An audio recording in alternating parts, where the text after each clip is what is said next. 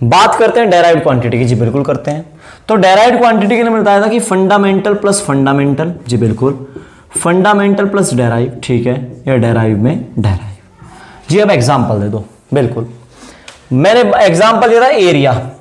Area बराबर होता है लेंथ इंटू ब्रेथ। जी बिल्कुल, तो लेंथ और ब्रेथ देखा जाए तो एक नजरिया है कि लंबे वाली लेंथ होती है जो कम लंबी होती है ब्रेथ होती है, लेकिन होती दोनों लेंथ ही। आपने कहा जी बात तो सही है। तो मीटर इंटू मीटर बराबर होता है मीटर का स्क्वायर। ठीक है जी, तो फंडामेंटल से फंडामेंटल मिली तभी तो ये हुआ। आपने कहा जी हाँ हमारी समझ में आ गया। बात करता हूं वॉल्यूम की। जी आपने पहले ही बता दी जी, वॉल्यूम होता है length into breadth into height. Meter meter meter meter cube. देखा जाए तो ये भी फंडामेंटल से ही मिलके बना। जी ठीक है। बात करता हूं तीसरे नंबर पे स्पीड या वेलोसिटी, जो आप कहना चाहो स्पीड की। जी स्पीड बराबर होता है डिस्टेंस अपॉन टाइम। बेटा देखो सुनो मेरी बात, आपसे उतनी ही बात करूंगा इस चैप्टर में जितनी आपने चैप्टर पढ़ लिए, ठीक है ना। मैंने अभी कल परसों आपको ये हल्का सा बताया था, किसी एग्जाम था बच्चे का तो फटाफट बताया था, तो आपको ये बात समझ में आई थी कि ये पूरी किताब के बारे में बात कर रहा है, क्योंकि पूरी किताब में यूनिट यूज हो रखी है। मैं तुमसे पूरी किताब की बात अभी नहीं करूंगा, थोड़े दिन मतलब धीरे धीरे करूंगा। आज मैं आपको वही 5, 7, 10 यूनिट बताऊंगा जो आप पढ़ चुके होंगे, तो क्योंकि तभी तुम्हारा मजा आएगा। अगर मैंने आगे की बात कर दी फिर तो वो आगे की हो जाएगी, ठीक है ना, समझ में आएगी नहीं। डिस्टेंस, जो डिस्टेंस अगर देखा जाए तो लेंथ ही तो है, तो फंडामेंटल, टाइम भी फंडामेंटल, तो मीटर पर सेकंड। जी बिल्कुल समझ में आ गई बात। तो ये क्या है metre per second? Metre per second is a unit of speed. जी सही बात है। तो ये इसमें मेजर होगी कैसे? अगर मैं लिखना चाहूं कि मेरी स्पीड 2 है तो 2 क्या है जी? 2 मीटर पर सेकंड है। समझ में आई बात? अच्छा ठीक है जी। चौथी बात करता हूं मैं एक्सीलरेशन की। अच्छा अभी पढ़ाया था कौन चैप्टर में? Motion in a straight line में मैंने एक्सीलरेशन पढ़ाया आपको। आपने कहा जी हाँ जी बिल्कुल पढ़ाया। तो क्या होता है एक्सीलरेशन? जी एक्सीलरेशन बराबर होता है चेंज इन वेलोसिटी, मेरी बात बड़े ध्यान से सुनना, अपॉन चेंज इन टाइम, या ठीक है ना, जो भी आप कहना चाहो। चलो जी ठीक है जी। चेंज इन वेलोसिटी क्या होता है? बिल्कुल सही, मीटर पर सेकंड स्क्वायर। बहुत बढ़िया जी। चेंज इन वेलोसिटी होता है delta we upon delta time. अरे ये छोड़ो यार, चेंज इन वेलोसिटी वेलोसिटी है। कैसे जी? कैसे का मतलब ऐसे कि किसी की वेलोसिटी में चेंज हो गया, 2 से 4 हो गई तो बची तो वेलोसिटी। आपने कहा बात तो सही है। तो चेंज इन वेलोसिटी क्या होता है? वेलोसिटी ही होता है। क्या हो गया? Metre per second.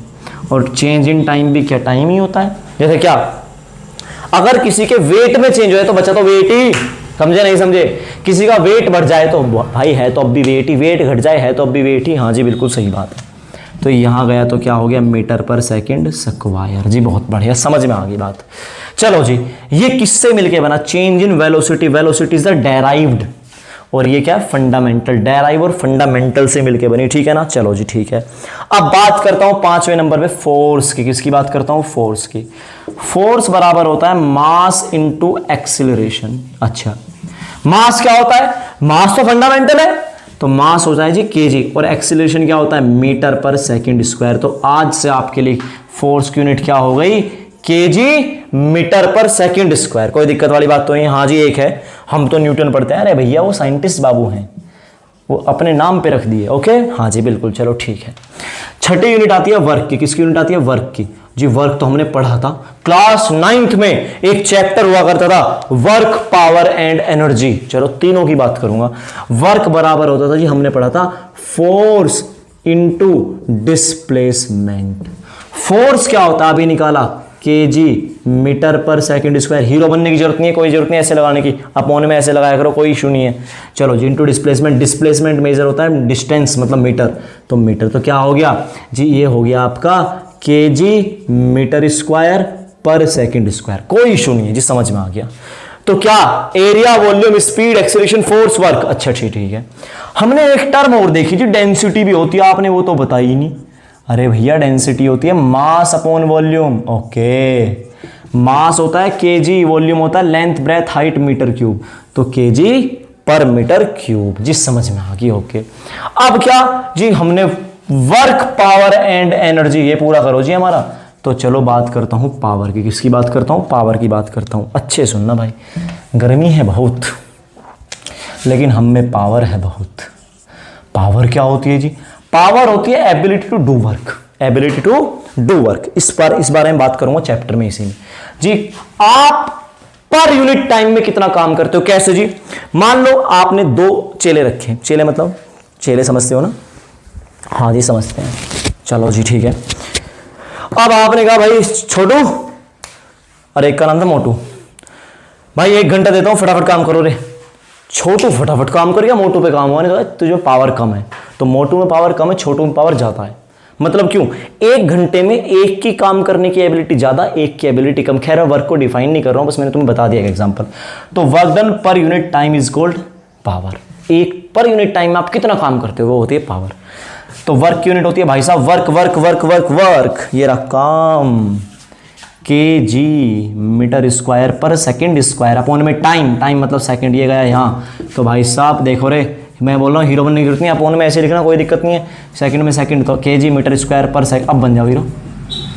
अब ये बता दो क्या आपको ये बात समझ में आती है मैं ऐसे कैसे कर रहा हूँ। अगर नहीं आती है तो मुझे बताइए कि देखो भाई, अगर कहीं पे लिखा है 1/2 के अपॉन 2 तो मल्टीप्लाई यहाँ पे होती है, अगर कहीं पे लिखा है 1/1/2 तो मल्टीप्लाई ऊपर होती है।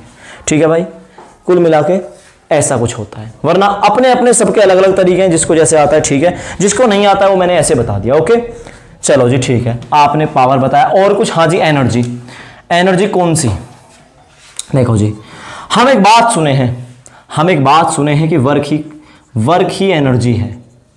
हम एक बात सुने हैं कि वर्क ही एनर्जी है। वर्क एनर्जी थ्योरम हमने क्लास 9th में बात सुनी थी। चलो मैं तुमसे पूछता हूँ काइनेटिक एनर्जी जानते हो, आपने बोला जी कैसी बात कर दी, काइनेटिक एनर्जी तो बहुत पसंद है हमको। क्यों, 12 mv² जो होती है, सबसे आसान मानता हूँ इसको मैं, 12 mv², सबके याद रहती है। अरे तुम्हारे याद है नहीं है, या मैं ऐसे ही कह रहा हूँ, हाँ तुम्हें पता है ना काइनेटिक एनर्जी क्या होती है, फर्जीवाड़ा नहीं चाहिए बिल्कुल भी यहाँ पे। ओके ओके ओके ओके, तो चलो जी आती है। तो 12 m मतलब kg मास, वेलोसिटी का स्क्वायर है तो मीटर पर सेकंड का स्क्वायर, तो कितना हो गया 12 kg मीटर स्क्वायर पर सेकंड। आपने कहा जी हाफ क्यों लगा रहे हो, हाफ की यूनिट, बिल्कुल सही बात है, हाफ का यूनिट ऐसे कांस्टेंट है, तो ठीक है kg metre per second square, ठीक है ना। तो भाई ये किसकी यूनिट आई जी, काइनेटिक एनर्जी की। अच्छा ये क्या है, वर्क की एनर्जी क्या है, ये री, और भाई एनर्जी की भी क्या है सेम, दोनों की क्या हो गई सेम, मतलब कि 2 यूनिट अलग अलग चीजों की भी सेम हो सकती हैं। मतलब वर्क अलग फिजिकल क्वांटिटी है, एनर्जी अलग फिजिकल क्वांटिटी है। वैसे हमने प्रूफ कर रखा है ये कि वर्क ही एनर्जी है, लेकिन फिर भी ऐसी बहुत सारी क्वांटिटी आएंगी जो होंगी तो अलग, पर उनकी यूनिट सेम हो सकती है। तो ये पूछा जाता है कि क्या ऐसा हो सकता है कि 2 अलग अलग क्वांटिटी की यूनिट सेम हो। आप बोलोगे हाँ जी बिल्कुल हो सकता है, कोई इशू नहीं है इस बात में, ठीक है ना। तो चलो जी ये था आपका थोड़ा सा, और 1-2 बताता हूं जो आसान सी हैं, वरना उसके बाद हम थोड़ा आगे करते हैं। ओके, हम डेराइव्ड क्वांटिटी के बारे में बात कर रहे थे जी, बिल्कुल कर रहे थे, बताइए। तो हमने कहां तक देखा जी, पावर तक देखा था, पावर एनर्जी हमने देख लिया था, ठीक है ना। हमने देखी थी एनर्जी में क्या जी, हमने एनर्जी में देखी थी काइनेटिक एनर्जी। ओके, क्या होती है, 12 mv² होता है, हाफ तो यूनिट लेस होता है, कोई यूनिट नहीं होती, हाफ की यूनिट होती है कांस्टेंट है, तो kg, और वेलोसिटी होती है मीटर पर सेकंड, लेकिन इसका स्क्वायर है तो इस वजह से क्या हो गया kg मीटर स्क्वायर पर सेकंड स्क्वायर, कोई दिक्कत नहीं। लेकिन जी यही यूनिट जो थी ना वो वर्क की थी। कैसे जी, वर्क बराबर होता है फोर्स इंटू डिस्प्लेसमेंट, फोर्स होता है kg metre per second square, displacement होता है मीटर, तो मीटर से मीटर हो तो मीटर स्क्वायर। तो यही यूनिट किसकी, वर्क की, यही यूनिट किसकी, काइनेटिक एनर्जी की। लेकिन आपसे एक बात पूछना चाहता हूं, क्या आपने अपने जीवन में पोटेंशियल एनर्जी सुना है? आपने कहा हाँ जी पोटेंशियल एनर्जी तो हमने सुना है। कहाँ सुना है? बिल्कुल यस, ओके जी, 9th क्लास में सुना था। पोटेंशियल एनर्जी बराबर होता है, मतलब यू होता है, यू बराबर होता है, हमने सुना था mgh। वैसे तो मैं बता दूं ग्रेविटेशनल पोटेंशियल एनर्जी, इस बात को मैं ग्रेविटेशन चैप्टर में खत्म करूंगा, मतलब शुरू करूंगा और वहीं खत्म करूंगा। अभी बातें छोड़ो, बस आपने सुना है कि यू बराबर mgh होता है। इस बात से अगर आपके सामने आए तो आप कहोगे हाँ जी ऐसा हमने सुना है। चलो m क्या है, chapter 3rd motion in straight line में जी को एक्सप्लेन कर चुका। जी क्या है जी, m है मास। चलो जी ठीक है, m है आपका मास, g है आपका ग्रेविटी। नहीं, g ग्रेविटी नहीं है, g है आपका एक्सीलरेशन बिकॉज ऑफ ग्रेविटी, या एक्सीलरेशन ड्यू टू ग्रेविटी, कि ग्रेविटी की वजह से बॉडी की स्पीड बढ़ जाना का कोज, मतलब एक्सीलरेशन। ये ग्रेविटी क्या है, वो जी क्या है आपका, एक्सिलरेशन है जो ग्रेविटी कराती है। ग्रेविटी जब बॉडी को एक्सिलरेट कराती है उसे बोलते हैं जी, और एच है आपकी हाइट। ओके, हाइट देखा जाए डिस्टेंस है, लेंथ है, और हाँ जी एक्सिलरेशन ड्यू टू ग्रेविटी, बिल्कुल सही है। मास होता है केजी, बिल्कुल। एक्सिलरेशन होता है जी मीटर पर सेकंड स्क्वायर, बिल्कुल।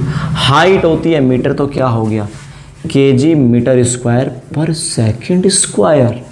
अच्छा, potential energy, kinetic energy, work, यार 1 2 3 तीनों अलग अलग क्वांटिटी है, kinetic energy, potential energy, work, लेकिन तीनों की यूनिट सेम है। इसका मतलब different quantity, different physical quantity with same, ऐसा विद सेम यूनिट, आप बोलोगे पॉसिबल है, कोई इशू नहीं है। समझ में आ गई बात तुमको? आपने कहा जी ठीक है, समझ में आ गई, ओके। लेकिन आप मुझे एक बात बताओ। हाँ जी पूछो। पूछने से कोई फ़ायदा नहीं है, क्योंकि आपको ये बात पता ही नहीं कि F बराबर mv² होता है, F बराबर mg होता है, F बराबर ma होता है, F बराबर 6 पाई ईटा F 6 पाई ईटा rv होता है। अगर हम इनकी यूनिट निकालें, ये सारी अलग अलग फोर्स हैं, सारी अलग फोर्स हैं, ठीक है ना। कैसे जी? देखो, ये फ्लूइड मैकेनिक्स में आएगी, अच्छा, ये काइनेमेटिक्स में आएगी, अच्छा, ये ग्रेविटेशन में आएगी, बहुत बढ़िया, ये सेंट्रीपिटल फोर्स में आएगी, मतलब सर्कुलर मोशन में आएंगी। सारी फोर्स अलग अलग हैं, लेकिन अगर मैं बात करूं यूनिट की तो सबकी यूनिट सेम होगी। अभी मैं इसकी तो तुम्हें निकाल के दिखा नहीं सकता, क्योंकि आपको ईटा नहीं पता, ठीक है ना। मैं सिर्फ उतनी ही बात करूंगा जितनी आपको आती है, जितनी आप जानते हो, मतलब फंडामेंटल आज का, बिल्कुल बेसिक।